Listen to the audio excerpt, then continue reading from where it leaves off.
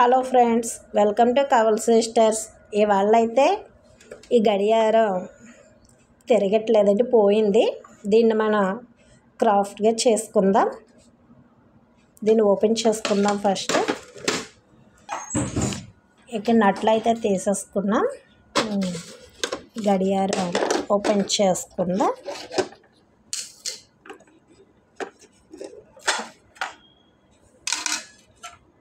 ఇప్పుడు దీన్ని తీసేసుకుందాం.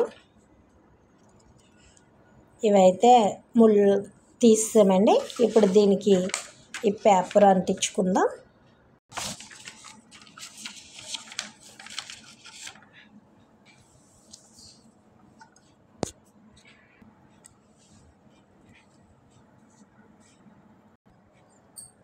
నా దగ్గర ఉన్న స్టోన్స్ అవి ఇలా డెకరేట్ చేస్తున్నాను.